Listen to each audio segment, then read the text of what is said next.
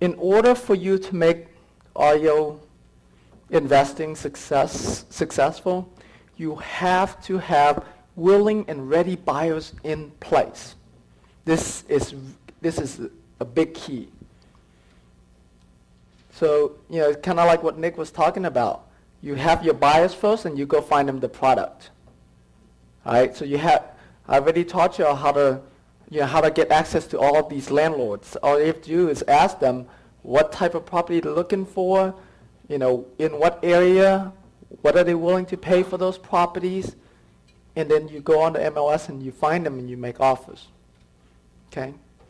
And based on what you know about the 5 to 6 months when they get more motivated, that's the best time for you to be sending your offers.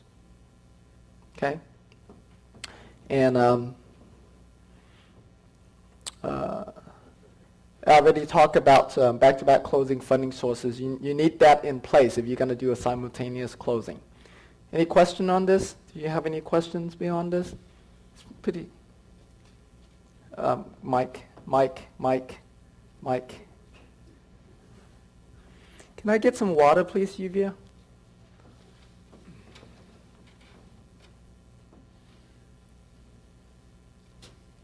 When you're putting the REO into the land trust, where's the funding coming from that? A private funding source? Yeah, either one of these companies, these back-to-back closing lending companies, will give you proof of funds, or your private funding source your private lender can give you a proof of funds. Like they can write you a letter, a proof of fund letter, or if you have some money in your bank account and you want to use your bank statement, you could do that too. You don't have to. A lot of these lenders will give it to you. So. No, I was asking, why would you put it into the land trust? Once you put it into the land why trust, do you put it in the land trust? So you don't have to do a double closing. You can just assign. You know how like we decide between a double closing or assignment? It's a similar situation. But this is an REO. Right. So if you're going to a closing, you're telling them put it into a land trust, and the funding is still coming from your private funding source. Right. Here's what happens. If you're going to do a land trust, then you don't need, you're not double closing anymore. So you don't need funding on your... I see what you mean. So there's only one closing. And the buyer is buying it in that land trust that you made the offer with. So it's to prevent the double closing. To prevent the double closing, exactly. So that way you don't need your money or any money source.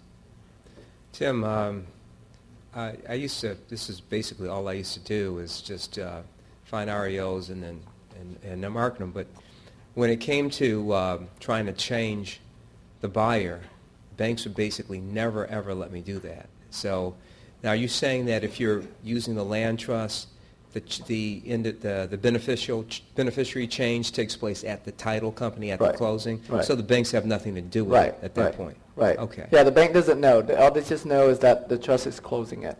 Okay. I haven't had trouble getting them to update the buyer's name. So I don't know. It probably could just be based on the bank or something. Right. Yeah. Maybe it's how you say it. I don't know. How did you tell them? You say it's a new buyer, or do you say it's one of your associates? I might say that we just need to change the name on the purchase agreement. Okay. Well, we always tell them that we're closing under our associate's company's name, and then we submit a new proof of funds letter for the new buyer's name. Okay. Yeah, it's probably because you're not giving them what to them is a legitimate reason, and you probably didn't send along with the proof of funds letter for them to know that everything's staying the same. Like this, you're still closing, this buyer is still approved. But if you're using the land trust, you don't even have to deal with that issue then. Right. If you use a land trust, you don't have to deal with that issue. And with a land trust, the proof of funds that they want to see is for the trustee. So, yeah. Okay.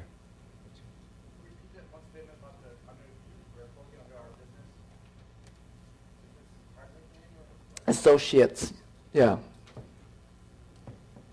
Associate is kind of general, you know, you can, don't call people partners unless they're really your partner. Did you have a question? And you owe me $5. I was just wondering if banks. Is anybody collecting money for me? Is like anybody keeping track of this? Who volunteered to keep track of this? I did. Oh. $50. Awesome, thank you, yeah. So when we do short sales, I've found that banks tend to shy away from wanting to do land trusts. Have you not found that to be an issue with REOs? Nuh-uh, No. nuh-uh. Okay. That's all. So where do you get land trust information at to be able to work the paperwork up? They are in the forms disc that you they are? that you get. Yeah, they're all land trust in there. What name would you generally choose for your trusts? What type of name? What type of name? Well, it depends on the situation, but in this case, I'd normally just use the property address, so 123 Main Trust. For short sales, a lot of time I use the family name, so last name, so you know, so and so Family Trust. And Tim, land trusts to set them up are very cheap. It's like $50, something like that, right? It's free to set up land trust. It doesn't cost you any money. If you have the documentation, you just there's only a few things you have to fill out, and it's free. And for asset protection purposes, wouldn't you recommend pretty much putting most properties that you buy into a land trust? Only if you're going to hold a property. Not if you're just going to fill up the property, it's no big deal. Land trust really, land trust is just like I guess the first shield for you. You know, it's like that curtain. I mean, once they lift that curtain, you know, they can see everything else behind there, but it's just the first shield. And yeah, if you're flipping, then no, you don't need to put into a land trust. When you're holding, then yes. But even if you're doing an REO flip, you're still putting it into a land trust. So The that only you're- reason why I'm putting in a land trust in this case is so I can assign the beneficial interest instead of signing the contract. That's the only reason. Okay. Tim, the land trust, you better know what you're doing if you're going to do it yourself, because I know I made a couple of mistakes and I'm still paying for them. And the second thing is, you can prepare them for free, but there's a lot of documents, but a certain portion of them must be filed in the county clerk's office. And it depends on where you file them, because I know in Florida it's very cheap, it's like $50, but back in New York they won't accept just a portion, they want the whole thing, and it's like filing the documents when you first close on the building. So it can be $1,000, $2,000 in New York. You're not supposed to file land trust. No, but there's portions of it that you should, Okay. like 3 pages. Maybe it's different. Maybe it's a different state law, but I know here in Texas you don't file anything with land trust because it's really private. Because No. if you file it, you kind of beat the point of its privacy. No, there are certain pages that you must file. Yeah. Whose form are you using? Do you know? Lou Brown's. I'll ask Lou about it and see. But what?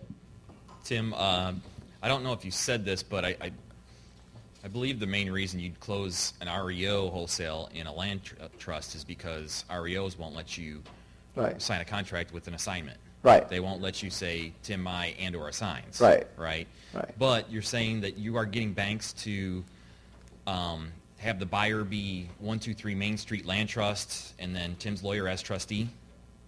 Is that Well- how you would word it, like that? Yeah. Not Tim's lawyer. Tim Myers, trustee. Well, you wouldn't be the trustee if you're the beneficiary. I'm not. My corporation. I can be the trustee and my corporation be the beneficiary. You can't just be the same entity. But my corporation is a C Corp. It's a completely different entity. Right, but if you have any managing portion of your corporation, that could be frowned upon. If you have control, if you have any controlling part of that corporation, and you're that's the beneficial In interest. an LLC case, that would be the case, but in a C corporation, no. In a C corporation, you know, everybody are just stockholders. There's no ownership. There's no. It's not. There's not a. It's not like an LLC. There's Right. no management like that. But let me hold on. So this thing doesn't go to sleep. And But so yeah, I you're- mean, I talked to my real estate attorney about this at length, and as long as it's two different entities, then you're fine. Okay, and so you're actually signing the contract that the purchaser is the land trust with you as trustee. Right. Okay, and then, So but then are you signing for your corporation to assign the beneficial interest as well? right. Okay. Right. And yeah, and then you assign that, and then after it's closing, you also resign yourself as a trustee, and then whoever the buyer wants to put as a trustee, then you appoint that new trustee. Okay? All right. Everybody understand that? One more question about the funding that comes in from your ready buyer and you're assigning this. They're coming in with the funding, the land trust is being created, and they know exactly what you paid to the REO, to the bank, so they're knowing exactly what the 15, 20 grand, whatever Right. it is, and they're just paying you. How does that get recorded at the title? It's one title closing. There's not a HUD. There's not a like where the Yeah, money's going. it doesn't record it on title. It doesn't record. It's not recorded on the HUD. The buyer's just gonna pay you outside of closing. So they're not paying you right then and there when they. No, they're paying you at closing, but they're not paying you on the HUD. So like they bring two cashier's check to the title company, one to the title company and one to you. Oh, okay. Remember, these are landlord buyers. These are investor buyers. They're not the same thing as an owner-occupant buyer. If you can do this on an owner-occupant buyer, then you wouldn't be using land trust. You wouldn't be getting paid out of closing. You would use a simultaneous close. You guys got that? Okay. So yeah, land trust is not going to work if the buyer's using a conventional loan. The buyer needs to be using a cash or private money or lines of credit.